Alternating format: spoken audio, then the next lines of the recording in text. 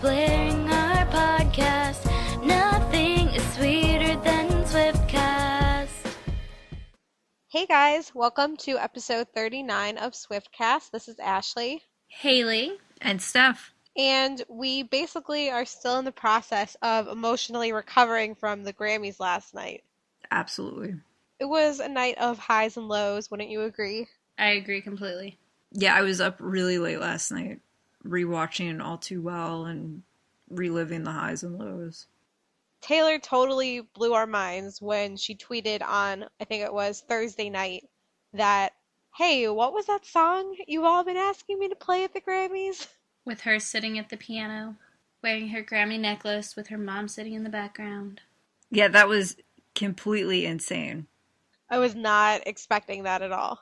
Me either. And a couple of us were still awake, and it was just pandemonium on Twitter. Insane. It was probably the most excited I've seen the fandom since Red or since the tour was announced. Yeah, it was really fun to see everybody's reaction. What other artist would do something like that? Only Taylor would take into consideration what the fans want. I have to be honest, I did not think she would listen to the fans at all. Yeah, I didn't know what to expect. I was thinking maybe she'll do Begin Again, maybe she'll do Sweeter Than Fiction. Who knows? I had no idea. And I knew about the All Too Well campaign, and I was completely in favor of it, but I just didn't really think it was going to be a reality. See, my thing is, I always get really annoyed when fans are trending trying to get Taylor to do something, because I feel like, she knows generally what the fans want, and sometimes the decision, a lot of other factors have to be taken into consideration. She can't just do what the fans want, all the time. And I remember tweeting, like, stop telling her to play All Too Well. She already knows what she's going to play. Stop bothering her. And then I was totally wrong. Well, at least you can admit it. I get what you mean. When that campaign was going on, I was thinking all of these people are just going to be really disappointed because she, like you said, Ashley, I thought she probably already knew what she was going to do, and there was no way she would change it. Well, we still don't know that she wasn't already planning on playing it. That's also true. Because on the one hand, every other artist, and we'll talk about some of those performances later, really played either songs that were specifically nominated or songs that have been really, really popular on the radio recently. I guess I can see why that's, what most people do and is a smart move, like, for just the industry. But at the same time, like Taylor even said in her interview on the red carpet before the show, like, this is really the very, very end of the Red era, and she's amazed that the album has lingered on in popularity for as long as it has. So I think she's really given every major single a lot of attention already, and because it's still so popular after all this time, it kind of gave her more of the opportunity to just do something new. Yeah, I agree. Speaking of what you said about her on the red carpet, it is crazy that Red is a year and 3 months old, and it was up for Album of the Year. It was the oldest album in the category, but she credited the success to the fans because she's Taylor, of course, because she said the fans just made it what it is. But of course we know it's because it's Taylor. It goes both ways. Exactly. So even before the actual Grammys, the night before, Taylor was at the Clive Davis party in Los Angeles, and we got a lot of really awesome photos of her from that event too. Yes, I loved how she danced. It seemed like she just danced all night, which was awesome. And her dress was one of my favorites, I think. I just loved it.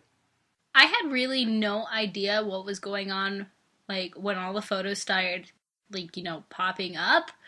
When I was looking at the photos, the first thing I noticed, right at the seam, right underneath her armpit, there was a rip. And I'm like, does anyone else notice that? I didn't notice that at all. I'm like, is that something, like, I would just notice, or is everybody else seeing that too? Which side was it on? I'm gonna have to look now. I did see the picture of that. It was like she was standing to the side, her arm was kind of like on her hip, so it showed like to the side of her, I think it was the right hand side. Right at the very top of the seam, there was a little tiny hole. Wow, no, I didn't notice that at all. It was probably because she was tearing it up on the dance floor. So it looks like that dress was from Zuhair Murhad. I hope I'm saying it right. And I thought it was such a gorgeous dress. Like, I love the sparkles. I love the combination of the long sleeves and then the short skirt so that her, she's covering her arms, but then her legs are like really exposed. I just love the whole look. Yeah, and I love the little flare at the bottom of the skirt, how it kind of flares out a Yes. little bit. It was so cute. It looked like so hard to dance in, though. Like, you had to be very self-conscious of your dance moves. Well, Taylor is anything but self-conscious when she dances. Well, yeah, and she had her friend Brittany Mack with her at the Clive Davis party, and Brittany wore a white and black dress that was also gorgeous. I agree. I really loved that dress. Yeah, she looked gorgeous. And the night before, Taylor tweeted a video of Brittany and Taylor when they were really young, and it was so cute. Taylor was so sassy as a child. Yeah, she was. Colorado. Colorado, yeah. Taylor, where's your shirt from? Colorado. Which is hilarious because that seems to be how everyone else pronounced Colorado except the people in Colorado. Like you. I also really loved Taylor's hairstyle that she had at the Clive Davis party, how it was sort of like a half up, messy updo. It was such a good hairstyle. Her hairstyle also just worked really well with the outfit. Yes, definitely. It's the perfect like Saturday night going out hairstyle. I know that last week we talked about our favorite look from all of Taylor's past Grammy dresses. So now that we've seen her gorgeous dress, her chain link dress from this year, I think it honestly might be my favorite out of the six. I think it's also one of my favorites. It's hard for me to top the blue one from 2010, though. When she won 4 Grammys, it might just be because she won 4 Grammys and she had a blue dress on, and blue's my favorite color. But I agree. I think last night's dress was amazing and gorgeous. And Honestly, I really loved 2012, 13, and 14, and 2010. Really, from 2010 and on, I've always loved her looks. So, and if you look at the past 3 years, like next to each other, she went from gold to white to silver. So she's definitely been staying more in the neutral color dresses for the Grammys. But the silver one, it was, I mean, so sparkly, like so form-fitting. I just love it. And since I wasn't on the last episode, I know I tweeted it, but you guys hated the dress that I loved. The purple one The purple one. from 2008. But for me, that dress style has been something I've always liked. I've always liked the bodice kind of dresses. So for me, it's nothing new. But to tell you the truth, when I was seeing all the photos come up on my timeline of her dress, I didn't care for it really. It wasn't until later, and I was watching some videos, I saw while she was walking the red carpet and the camera flashes were hitting it. That's when I actually started to like it. When I saw it actually sparkle is when I actually liked it. Before that, I was kind of like, this is a little too blah for me. Yeah, I can see that. It kind of has to be in the right light for you to see how shiny it is. well, in the first few photos were really blurry. So blurry, in fact, that some people thought it was white instead of silver. And so some people were like, oh, she's wearing white again. That's weird. But yeah, when the light hits it right, it was so sparkly and shiny. And I think during her red carpet interview with Ryan Seacrest, she said she thinks it's bulletproof. So Her dress was by Gucci, and her and Ed Sheeran both decided to wear Gucci last night. yes, which was, I don't know, maybe a little suspicious, maybe a coincidence. Who knows? I think it was not what everyone was thinking, but since they probably talk a lot, they probably knew that they were what they were going to wear, and probably not like coordinated, but had influence on each other's style. I would bet that whichever one of them did their fittings first and decided to wear the Gucci thing, he was like, oh, you should either tell Taylor or tell Ed I have this thing that I think they would like, and then one of them just told the other to try it on. Could be. Definitely very likely, because also on the red carpet, Taylor was asked about Ed's new cat, and she was saying that he's texting her all these pictures and videos. So it seems like they talk all the time. And I really thought that Ed looked great. It was very refreshing to see him in like a form-fitting tux. He did look great. I wish we could have seen him perform last night. Yeah, why didn't he perform? Yeah, I don't know. Last year's performance was great with Elton John, but we didn't get to see him this year. One other thing that happened on the red carpet that I thought was hilarious, and it was also during Ryan Seacrest's interview, when he showed Taylor the Jennifer Lawrence photobomb, and Taylor did an impression of it. It was just so funny. I like how Taylor said that she was looking at all the memes of it online. Yeah, so apparently Ryan said he's going to show his interview to Jennifer at the Oscars so that Jennifer can then react. So it's like they're just talking through interviews to each other now. So we all got really, really psyched seeing Taylor on the red carpet. She looked so pretty. Of course, we were all sending her luck and good vibes. And unfortunately, out of her 4 nominations, Taylor did not take home any Grammys last night. I can't even say it without sounding sad. I'm sorry. It's really sad. 2 of her awards were announced during the pre-show, which didn't air on TV. So she was up for Best Country Group Performance for Highway Don't Care, which ended up going to the Civil Wars. And she's also up for Best Country Song for Begin Again, which Casey Musgraves got that award. And then Casey Musgraves also won for Best Country Album. And we really, really had our fingers crossed for Album of the Year, but unfortunately that went to Daft Punk. I think Red deserved some award. I never expected her to get all 4. I hoped she did, but it was disappointing. But congratulations to the winners; they're also well deserved, and Taylor will get another Grammy next year. So I'm very disappointed. Obviously, I really think Red is such a great album that it needed to take home at least 1 award. But at the same time, I also think it's great that at the very least it was acknowledged as being one of the top 5 albums of the year. Exactly. And like we said earlier, this was the oldest album in the whole category. And so it just shows that Red has staying power. I mean, Taylor, she releases her albums very strategically, like at a certain time, and she could have released it earlier to be more in consideration for last year's awards, but she decided to release it at the very, very beginning of consideration for this year. So on one hand, that means you get, more time to make an impression with the album, but on the other hand, by the time the award comes up, the album is not as new and relevant. So it's really, I think, a tricky thing figuring out when to release an album. And which award show you're really aiming for. There's so many that go on in a year. Right, I mean, there's the Billboards, the CMAs, the AMAs, like, there's just so much. So trying to find, like, that happy medium, it's not always going to work out. And, I mean, I know that Taylor's not somebody who forgets, like, the things that she's already gotten. Like, I'm sure she's still super excited about the Pinnacle. Like, that was such a big deal. And that really reflected all the hard work she's put in recently. So that was like a bigger honor than I think any Grammy even, because they don't even have to award it to anybody.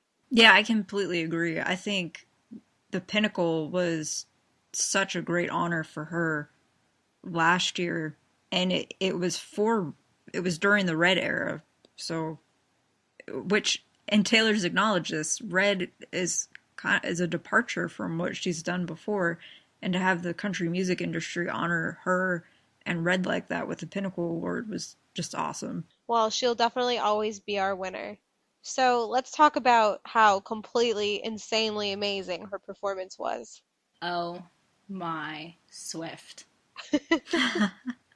That's all I have to say. Well, even after she tweeted the other night hinting at all too well, I still didn't know what to expect because I didn't know if it was going to be just her and the piano or if she was going to do something more because I knew she was bringing all the band members with her. Right. And I was wondering, part of me was a little worried that she would maybe have to cut it down a little bit because it's a longer song. So I was very glad that she didn't cut any parts of the song out. But the performance was definitely shorter than it is during the Red Tour. Only because she didn't do the intro speech and she didn't do the pause in the middle.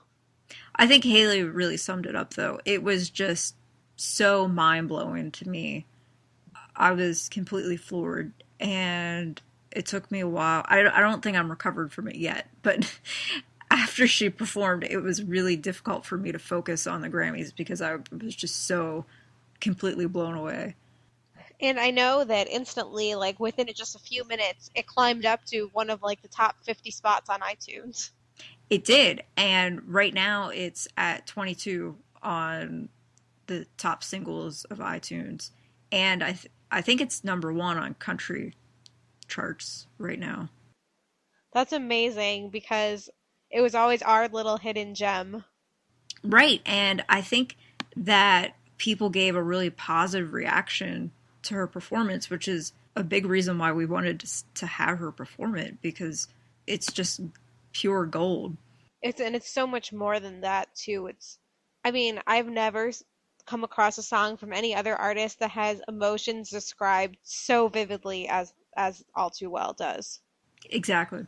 And the emotions in that song, especially in the performance she did, went through sad, kind of happy, to like mad, back to sad, back to, kind of almost accepting, but like so many emotions are in just that one song. I think her performance just did hit that, what she was writing about, like right on the head.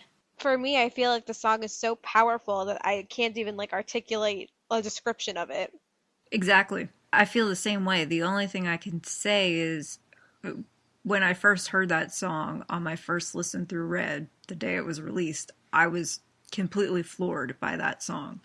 And in my head, even just hearing it one time in my head, I was thinking, this is lyrically her best song ever.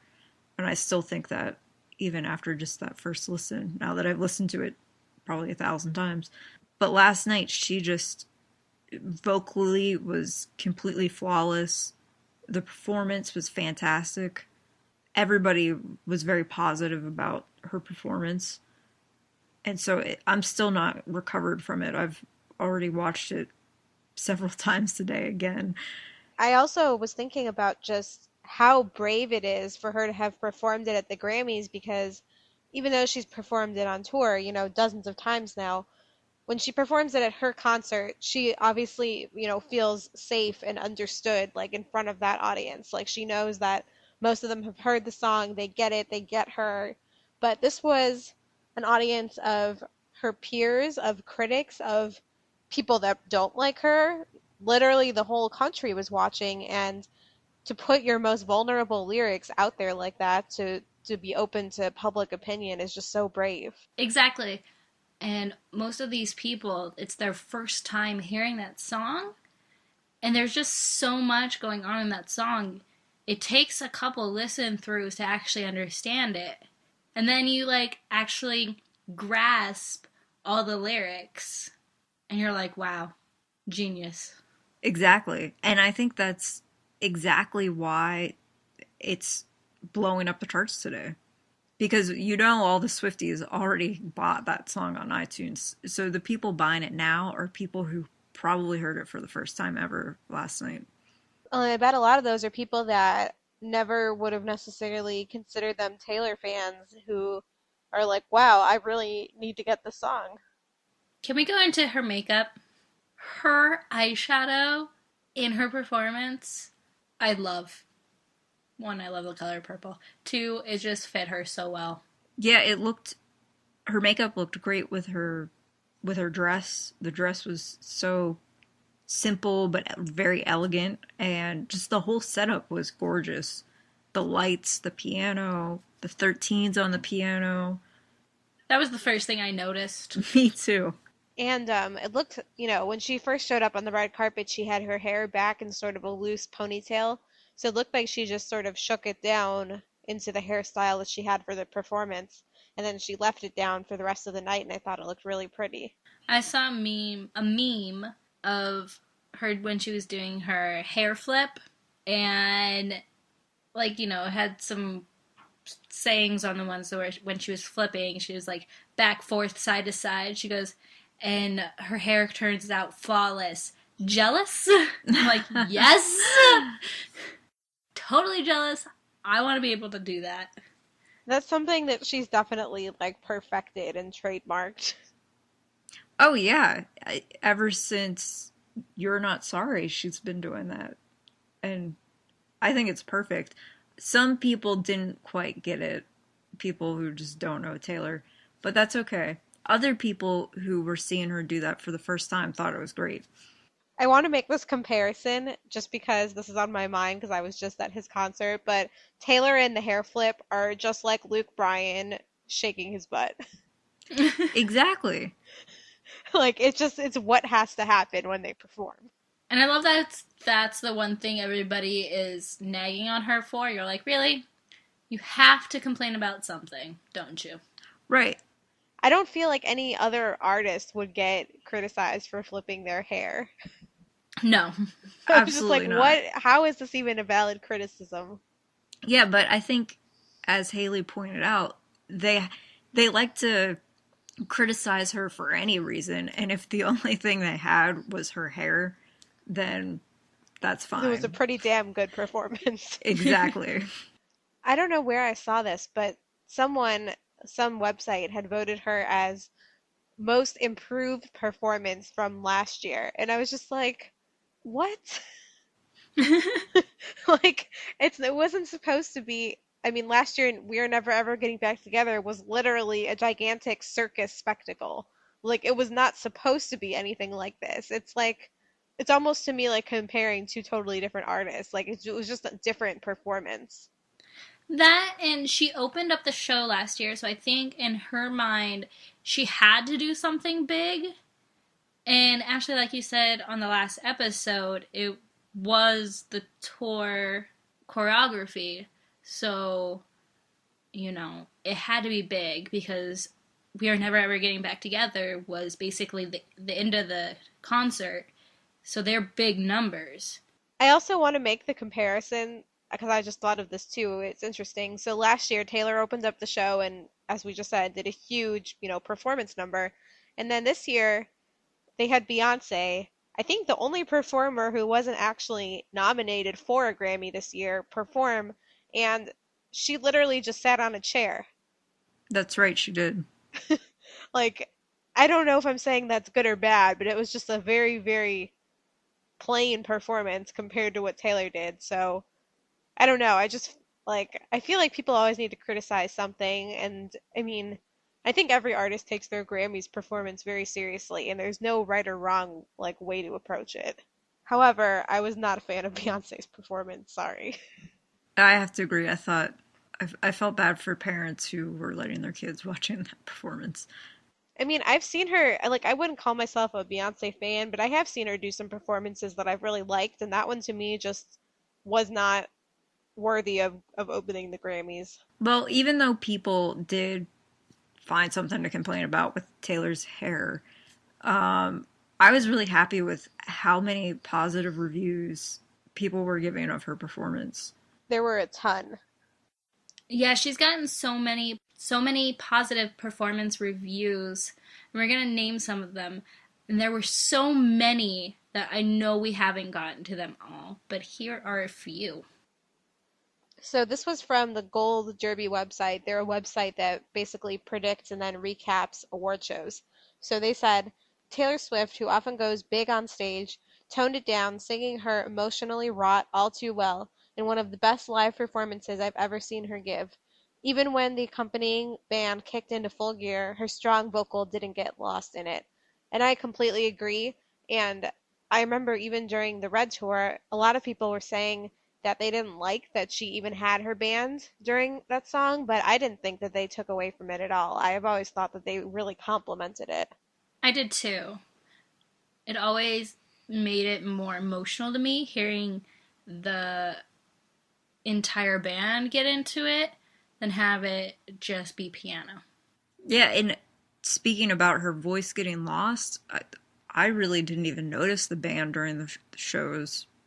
I was so focused on just Taylor's voice. So there's no way she got lost in the first night at the opening show. I literally didn't even realize that they were there. And then I saw people talking about it, and I was like, wait, were they? And then the second night, I was like, oh, I didn't even notice.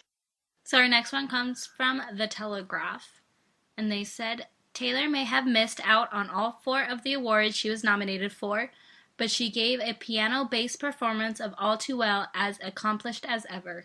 Yes.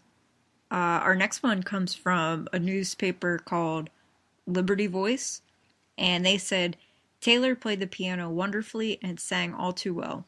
I didn't know that she could play the piano. What a beautiful song, though.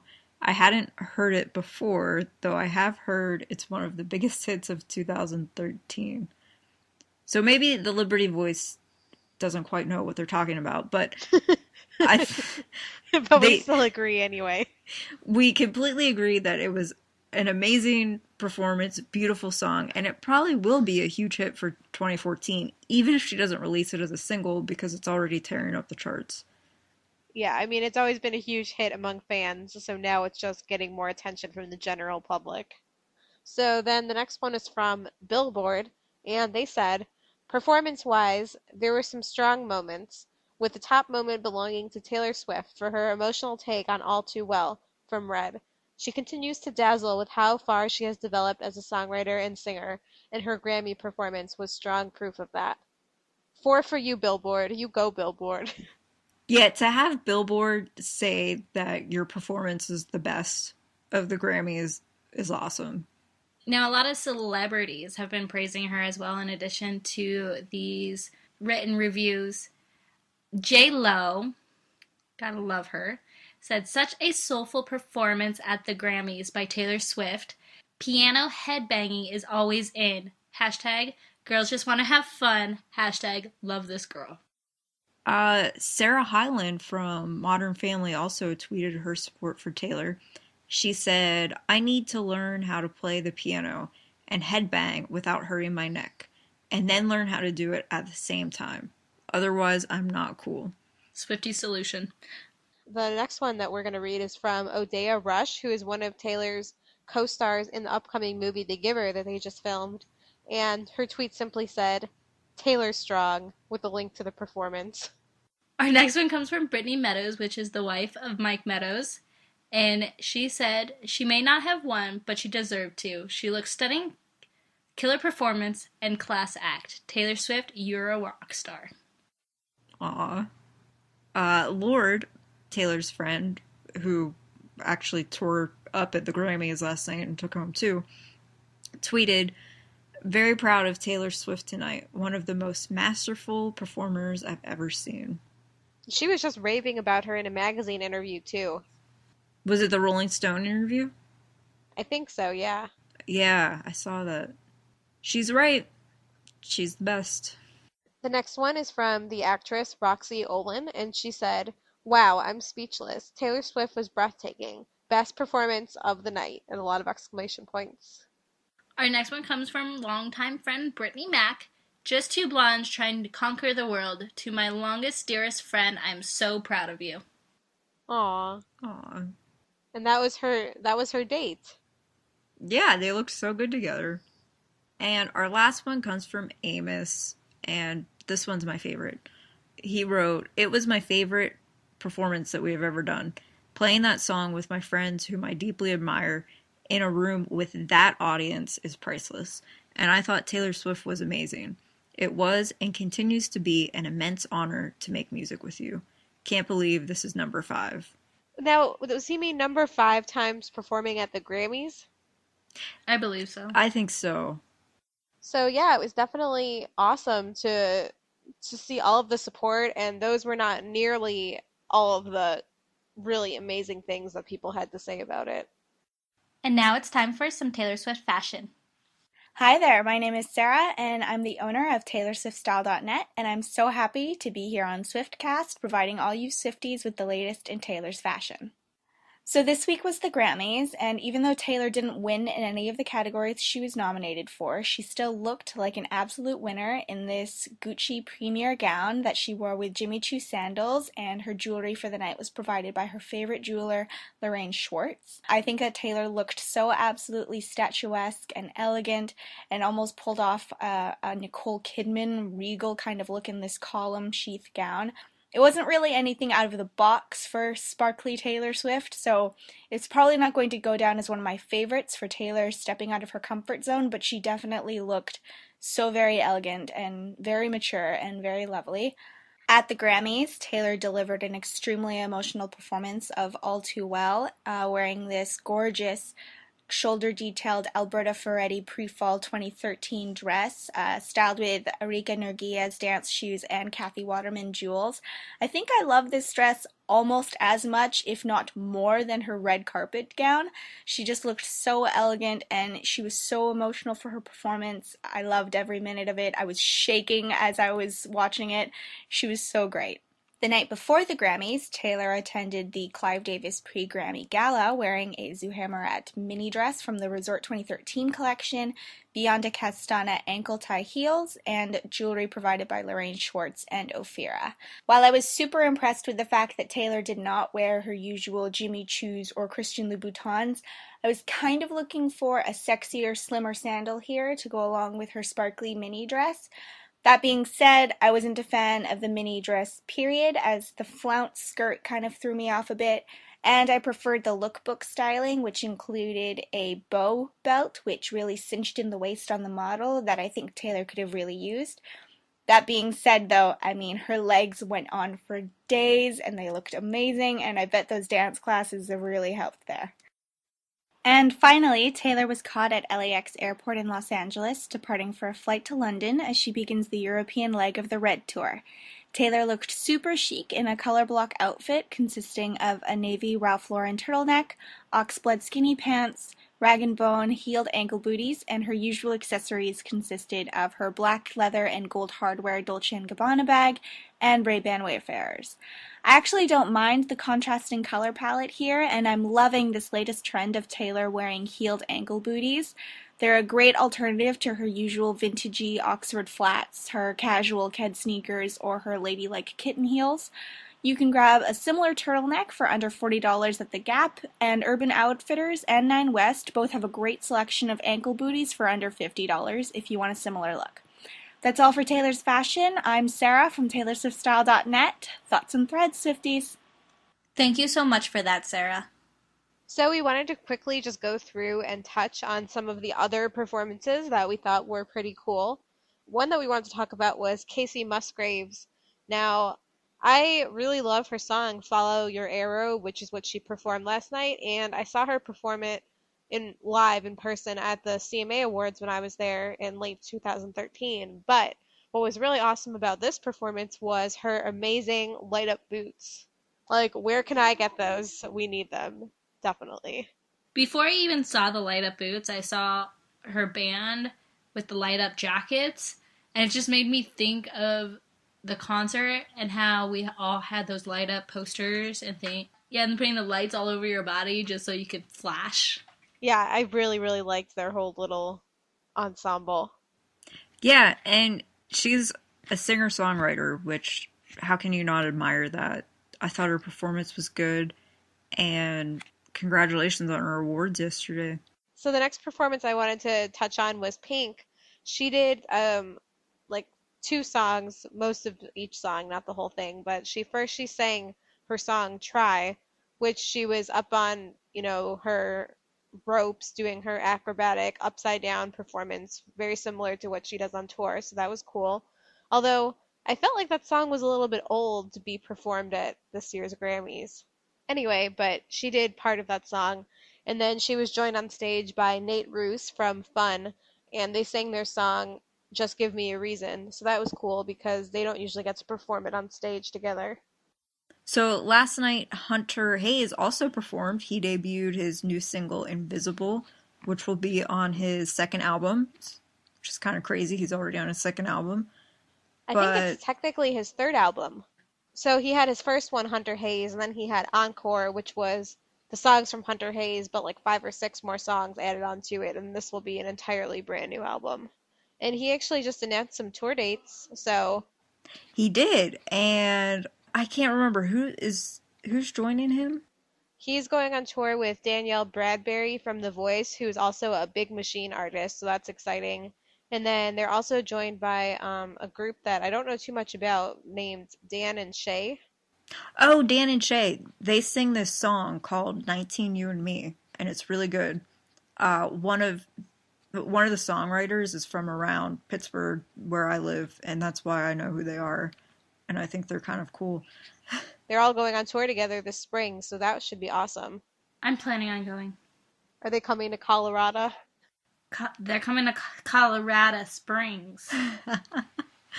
Yeah, I like Hunter. I love, like I said earlier with Casey, I love that he writes his own songs and he plays his own instruments. You can't deny that he's talented. And speaking of talented, Sarah Bareilles sang with Carole King last night, and that was awesome. Carole King has performed with James Taylor, whose Taylor is named after, which is exciting. I love the song Brave, and I like the performance. I think they did a great job. Let us know your thoughts on Taylor's performance or any other performances. We'd love to hear from you. As a wrap up to our Grammy segment, even though Taylor didn't win an award last night, it looked like she really had a good time. She was dancing, she was having fun with Brittany and Ed.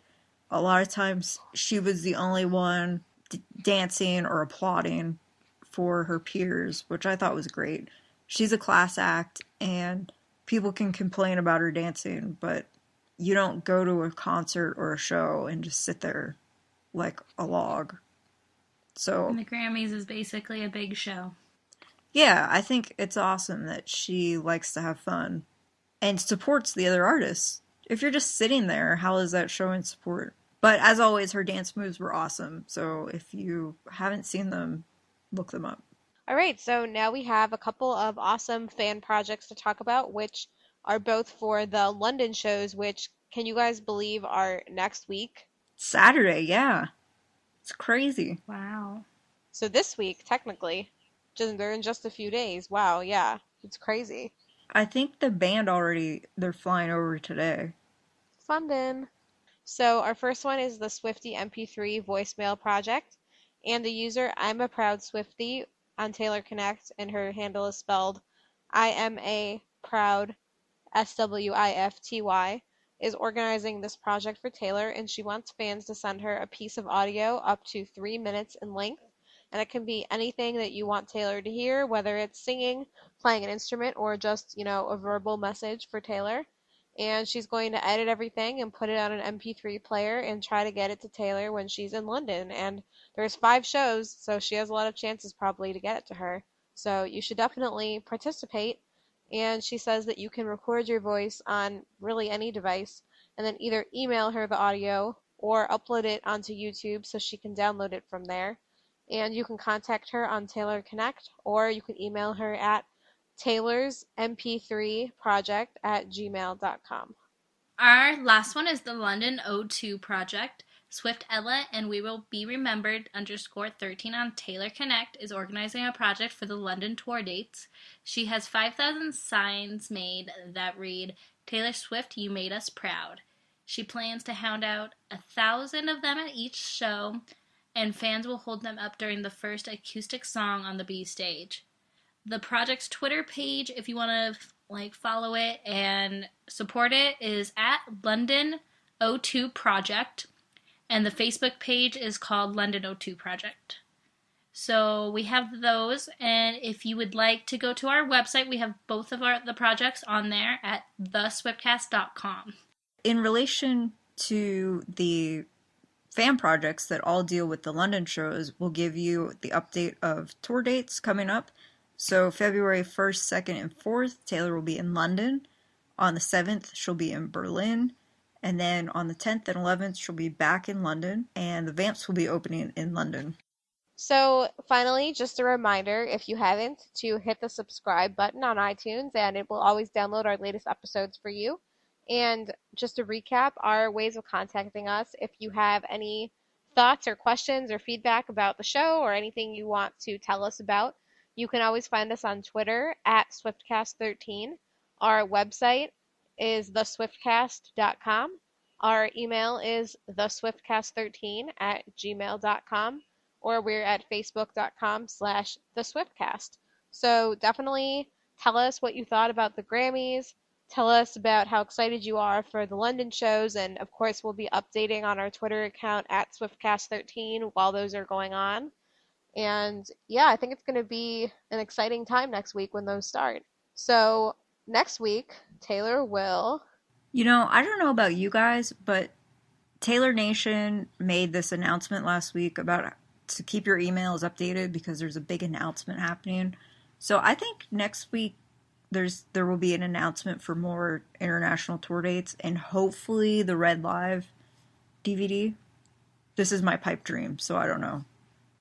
I hope you're right, because then they sent out the email about the tune in for the Grammy performance, and I was like, was that the news that they were telling us? Because we already knew to tune into the Grammys. Exactly. If that was the announcement, I'll be so disappointed. I was thinking that because she did the video last week saying hi to her fans in China, that maybe that means she's planning to release more dates. We talked about last week how it's getting late, but I think if it's happening, it will be very soon. Well, I hope you're right, and we will just have to see. All right, well, for episode 39, this has been Ashley. Haley. And Steph. And we will see you guys back next week for the start of Red London. Yay. Peace out, Swift Scouts. Bye. Bye. Thank you for listening to this episode of Swiftcast. Visit us on the web at theswiftcast.com. The theme song for Swiftcast was written and performed by Sydney and Chuck. Check out our affiliate, TaylorSwiftStyle.net, your source for Taylor Swift fashion. Swiftcast is not directly affiliated with Taylor Swift, Big Machine Label Group, or 13 Management.